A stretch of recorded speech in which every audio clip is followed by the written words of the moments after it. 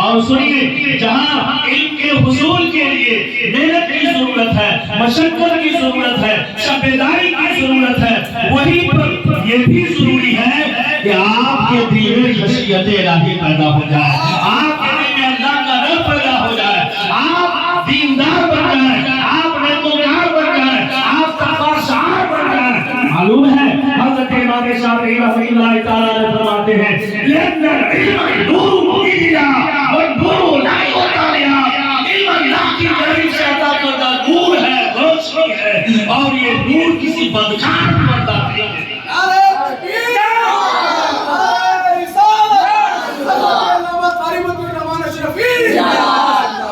تو علم کے حصول کے لیے آپ کو بدکار نہیں نیکوکار بننا ہوگا، تقویٰ شعار بننا ہوگا، اللہ کی خشیت دل میں جگہ دینی ہوگی، اللہ کا خوف دل میں جمانا ہوگا۔ جب آپ شریعت کے پابند ہو جائیں گے، تقویٰ شعار ہو جائیں گے، تو الحمدللہ آپ کے سینے میں وہی کی روشنی اور علم کی معرفت آپ کے سینے میں آئے گی۔ یقیناً آپ کا سینہ جو تاریخ ہے کی روشنی سے منور و مجلہ و مصفہ بنتا نظر آئے گا۔ پروردگار عالم کی بارگاہ میں دعا ہے رب کائنات اپنے محبوب جناب احمد مصطفیٰ محمد مصطفیٰ صلی اللہ تعالیٰ علیہ وسلم کے وسیلے سے ہم سب کو خلوص اور محبت کے ساتھ علم دین حاصل کرتے رہنے کی توفیق عطا فرمائے، آمین۔ بجاہ النبی الکریم علیہ الصلاۃ والتسلیم وآخر دعوانا الحمدللہ رب العالمین۔ استغفر اللہ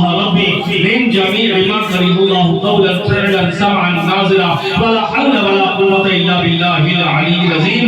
محبت سے پڑھ لیجیے لا الہ الا اللہ محمد رسول اللہ صلی اللہ تعالی علیہ وسلم۔ کھڑے ہو جائیں، صلاۃ و سلام پڑھیں۔